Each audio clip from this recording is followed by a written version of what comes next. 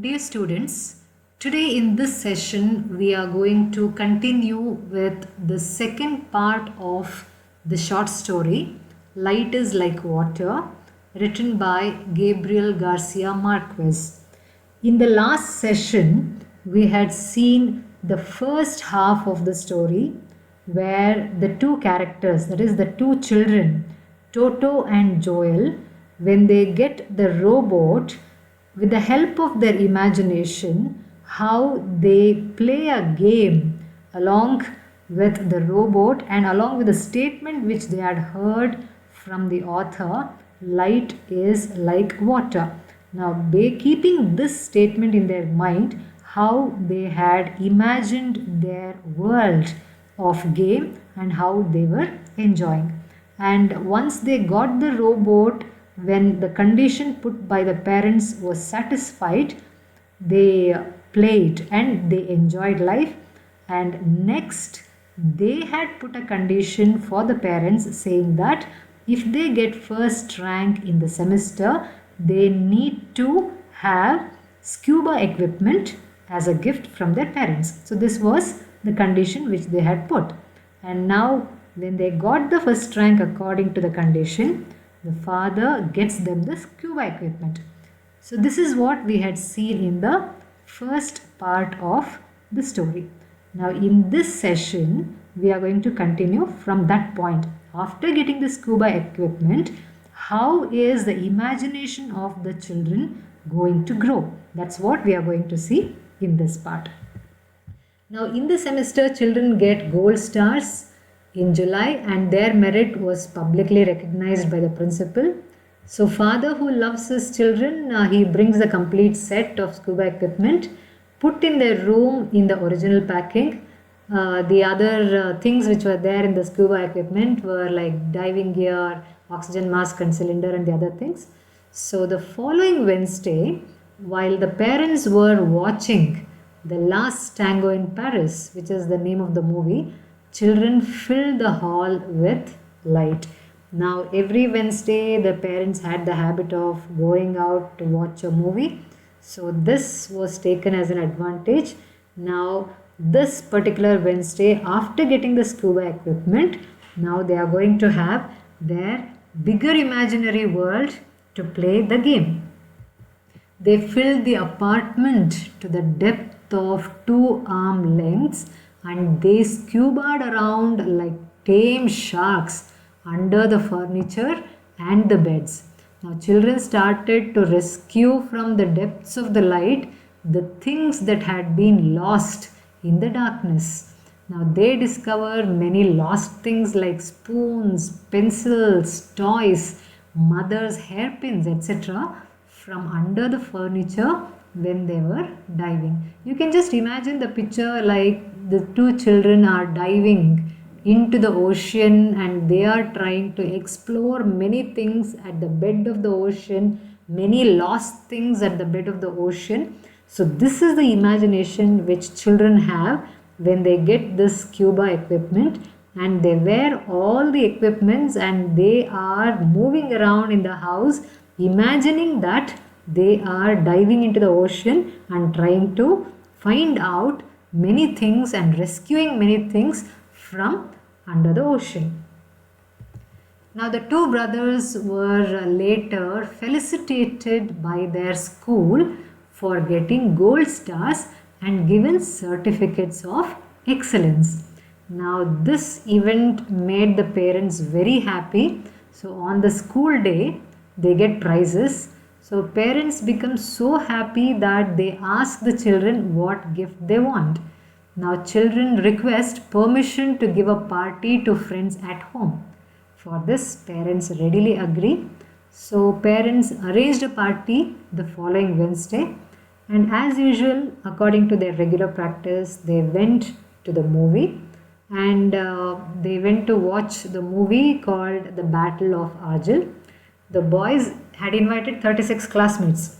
Now when the parents were out to watch a movie, now these two children, Toto and Joel, along with their 36 classmates, they started playing their imaginary game. People in the street saw an unnatural sight of that light in the night. Now, house was flooded in light. Light like water was falling in cascades from the balcony to the ground and flowing in the street. It fell in torrents from the facade and it channeled down the great avenue in a golden rapid that illuminated the city to the Guadarrama river. And this kind of activity from children, it made firemen come in a hurry. So they came in a hurry because everyone thought that the house was on fire. The house was looking so bright and illuminating that people thought that the house was on fire. Maybe there was a complaint which might have gone to the firemen. So firemen entered there to rescue people.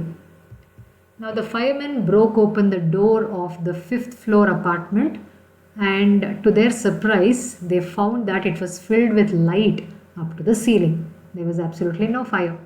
Every object in the apartment was found floating at different levels in the living room, filled with light. The two brothers, along with their 36 classmates, had drowned in light before firemen arrived. Everything was floating in the house, like electric gadgets, domestic appliances, tables, chairs, piano, toothbrushes, kitchen utensils, and 2 real fish in a bowl, a shawl, and their parents' belongings were also sailing on light. So everything looked so real. Though everything is imaginary, the description of the entire incident looks so real. So probably this is called magic realism. The 36 children were playing their imaginary games. Toto and Joel were in their boat, rowing and diving, singing the school song with verses changed to mock the principal, and also swimming in light, urinating in flower pots too. So their imaginary game looked very real. Now here, when we look at this story, the element of magical realism in the story is primarily the light that behaves as water. So because of this particular statement, light behaves like water, now we get to see the imaginary game played by the children. The whole scene is unbelievable but truly happening. In Madrid, there is no river, yet children, out of their imagination, they create a river and swim in it.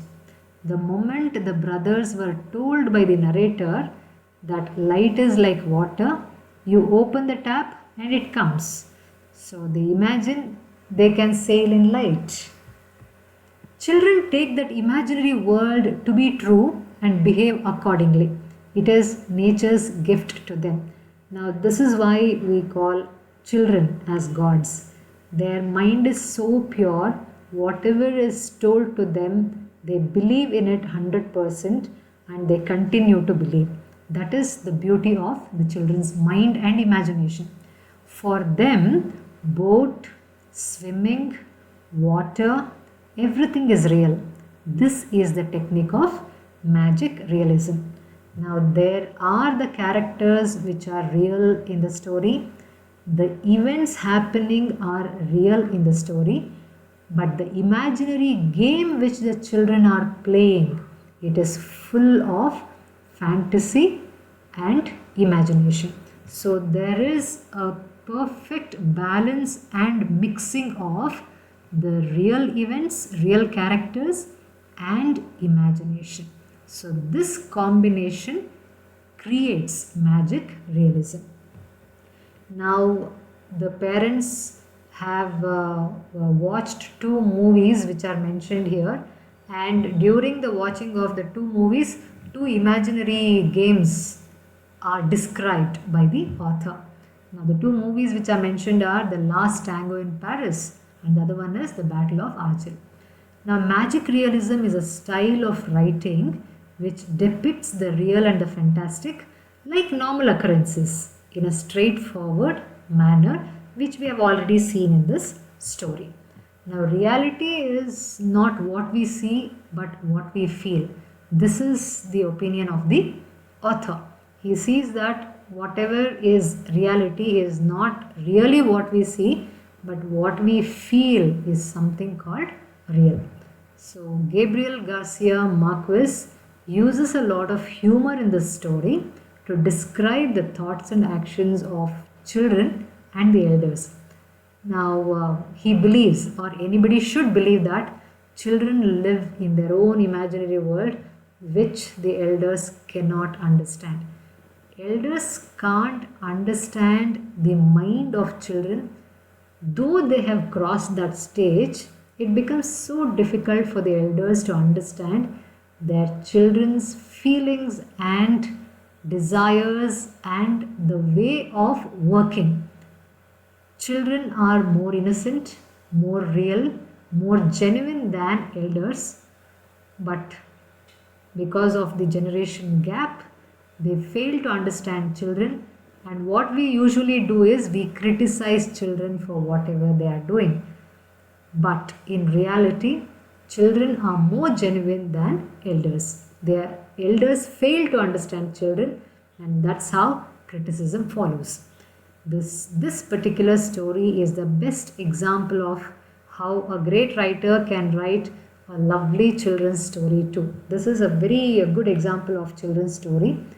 In this story, probably there is a hidden message for the elders, that you need to match up with the imagination of children if you also want to become pure and genuine. So that is very important. No one should lose their innocence and imagination, which gives or which adds color and luster to one's life. I hope the concept of magic realism and the story are clearly explained here, and I hope everyone has understood the analysis or the prose piece which is prescribed to you and the concept of magic realism as well. Thank you very much.